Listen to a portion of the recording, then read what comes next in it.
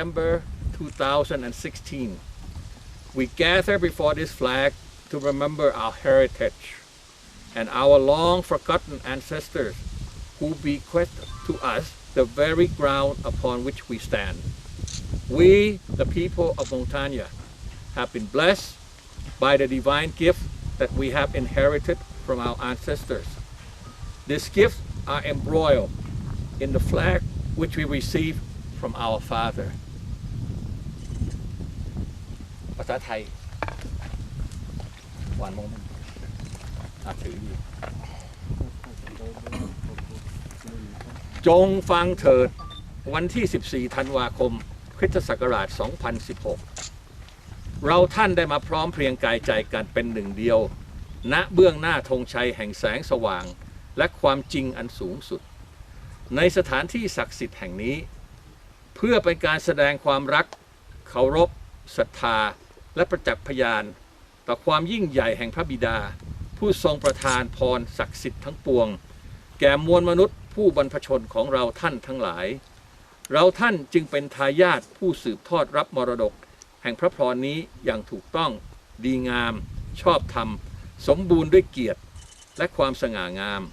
ดุจเดียวกับที่บรรพชนได้รับและได้กระทำดุจเดียวกันนี้มาแต่ครั้งอดีตการบัดนี้เราท่านจักได้ประกาศปณิธานและแสดงความปรารถนาร่วมกันดังนี้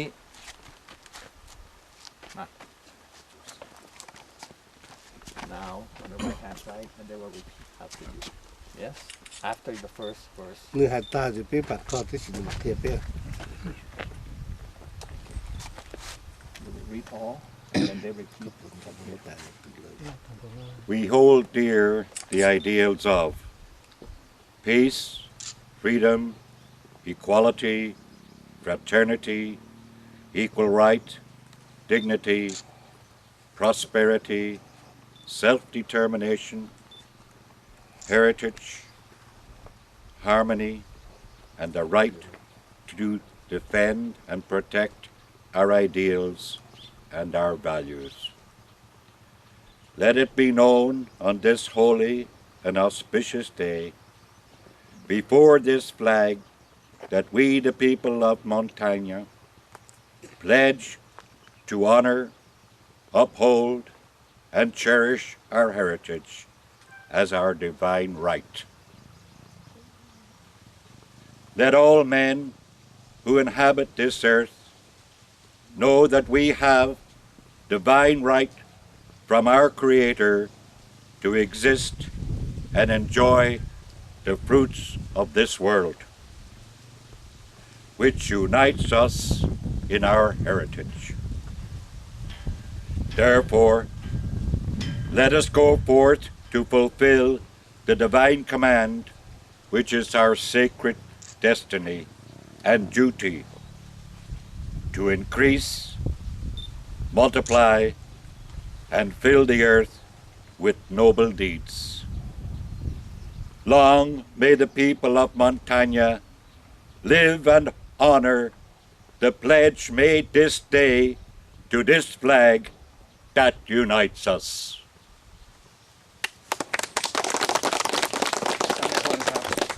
หน้าขวานะครับโอเคหน้าขวาอย่าลืมให้พูดตามนะครับ อันนี้เป็นคำกล่าวที่ท่านลอร์ดไอแลนด์ได้กล่าวเป็นภาษาอังกฤษเมื่อกี้นะครับสัตยาบันแห่งประชาชาติชนเผ่าและมนุษยชาติข้าพเจ้าขอกล่าวแก่ท่านว่าสันติภาพอิสรภาพความเสมอภาคพลาดรภาพความเท่าเทียมเกียรติและศักดิ์ศรีความเจริญรุ่งเรืองสิทธิเสรี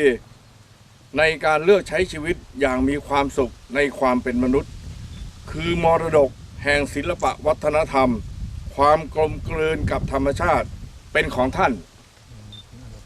ท่านคือผู้ที่ทำหน้าที่พิทักษ์รักษาไว้ในทุกสิ่งอันเป็นเครื่องหมายที่แสดงถึงคุณค่าแห่งชีวิตตัวตนและจิตวิญญาณศักดิ์สิทธิ์ด้วยหัวใจอันบริสุทธิ์เพื่อร่วมกันกล่าวสัตยาบันนี้ให้เป็นที่รับรู้ต่อทุกคนในโลกดังนี้ กับผมขอให้ทุกท่านกล่าวตามข้าพเจ้า เราจะทำลงไว้ เราจะทำไว้ ซึ่งพระพรที่ได้รับตามพระบัญชา ซึ่งพระพรที่ได้รับตามพระบัญชา แห่งพระผู้สร้าง แห่งพระผู้สร้าง เราขอให้มวลมนุษย์ทุกคน เราขอให้มวลมนุษย์ทุกคน ได้รับรู้ว่า ได้รับรู้ว่า เราท่านล้วนได้รับสิทธิเสมอภาค เราทั้งหมดได้รับสิทธิเสมอภาค และต่างมีส่วนร่วมในทุกสิ่ง แล้วแต่มีส่วนร่วมในทุกสิ่ง ที่พระผู้สร้างทรงประทาน ที่พระผู้สร้างทรงประทาน แก่มวลมนุษย์ทุกชาติพันธุ์ แก่มวลมนุษย์ทุกชาติ ด้วยสัตยาบันนี้ ด้วยสติปัญญานี้ ข้าพเจ้าน้อมรับสู่จิตวิญญาณ ข้าพเจ้ารับสู่จิตวิญญาณ สู่ความคิดคำนึง สู่ความคิดอันหนึ่ง สู่คำพูด สู่คำพูด และการกระทำทั้งหลายตลอดชีวิต และการกระทำทั้งหลายของชีวิต เป็นชะตากรรมอันยิ่งใหญ่ เป็นชะตากรรมอันยิ่งใหญ่ และศักดิ์สิทธิ์ และศักดิ์สิทธิ์ ที่ขอพระองค์ขอถวายสิ่งที่มี ที่ขอพระองค์ขอถวายสิ่งที่มี เพื่อทำให้บังเกิด เพื่อให้บังเกิด ผลสำเร็จเป็นจริง ผลสำเร็จเป็นจริง ตามพระประสงค์ของพระผู้สร้าง ตามพระประสงค์ของพระผู้สร้าง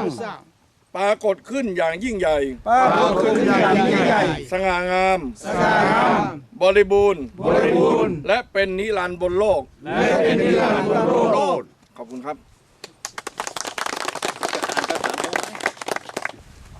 nên lòng tàu nút tì có plau lu có lì ở xe có trâu bé tàu là sợ tiền chết tiền mua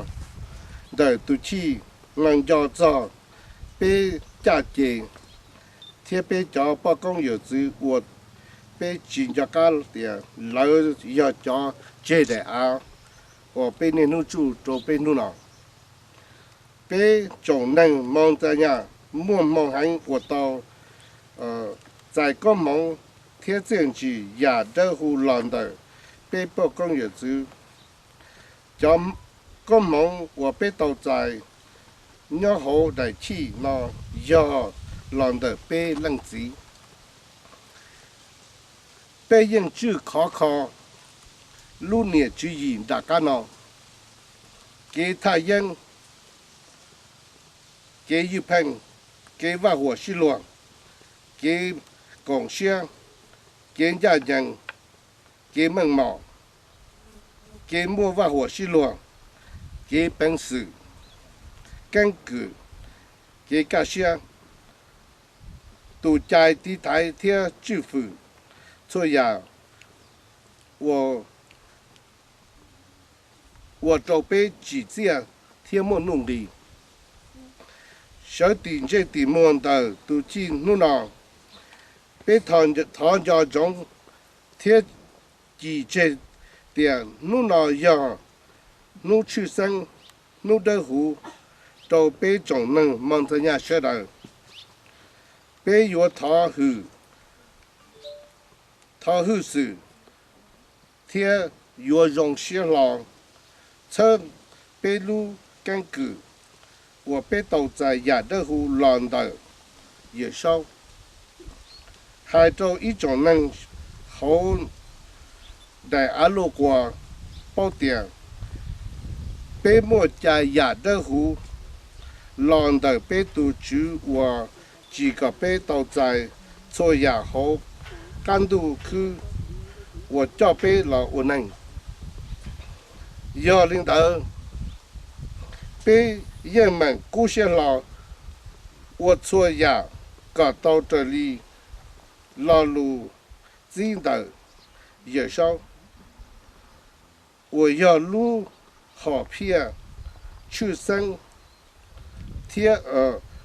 对的路，我约主到他的搞货吧，让本土也莫努力，他搞种忙成样学的，周末这些让莫。一起找把他我叫贝老，我给顶这底末的都记弄了。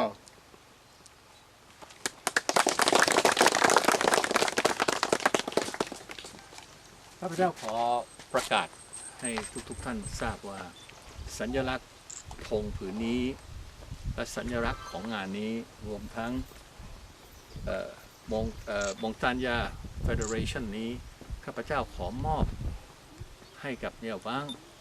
เป็นผู้นำและเป็นผู้นำธงเหล่านี้ไปใช้ในหนทางของชาวมองตันยาทั้งหลายในโลกข้าพเจ้าขอให้เรียกว่ามีแต่ความสุขมีความสำเร็จในงานการต่างๆที่ท่านรับไปทำนี้และขอให้ทุกท่านร่วมใจกันเป็นอันหนึ่งอันเดียวกันช่วยกันกระทำการใดๆก็ตามแต่ที่จะนำพาซึ่งความสำเร็จมายังพวกเราทุกท่าน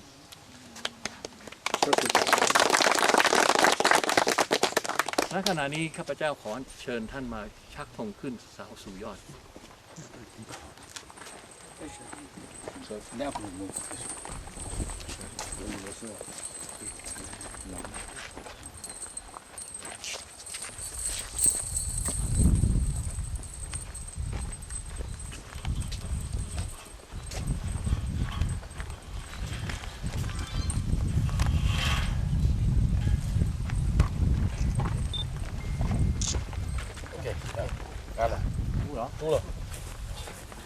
你才逮住我就来。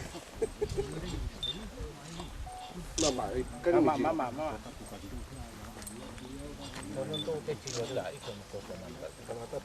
ใจเป็นอันเดียวกันนะครับ 这个从学工具围路线呢。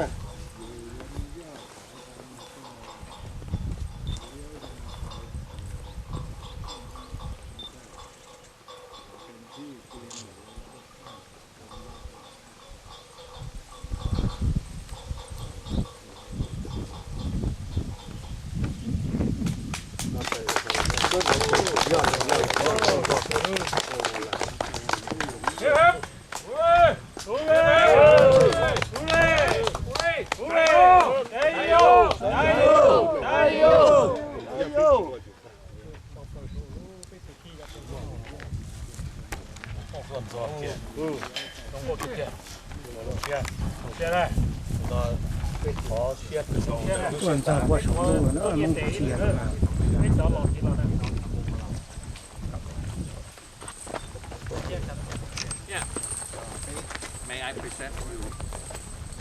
this home? Huh? Thank you. Confirmation. Thank you.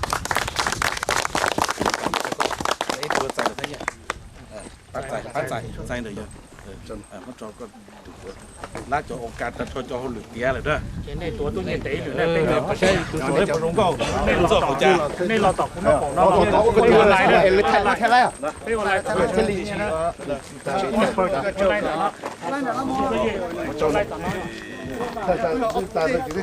我这要练罗这个，那也干嘛就是太多跟着那个。 所以落嘛，我嚟我， รอเนี่ยนี่ก็ชื่ออะไรตัวรอจะเนี่ยรอนะ 我冇啲你落卡啦，對呀，我做用先啦，弄啦， เขากับพี่เฉลิมมจอนะ ท่านในคนครับเราอยู่ตรงนี้ครับ เนี่ยเขากับพี่เฉลิมชิโกเต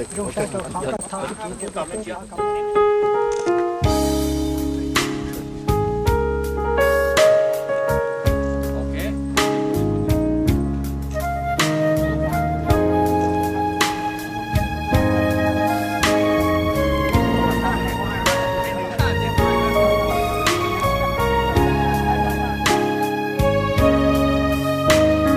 一路得长，我找着几点度，铁道dài路，rõ铁路得路长，dài nia xí铁bỏ giờ, đó đâu, cứ tin này cha sợ đâu. Nhỏ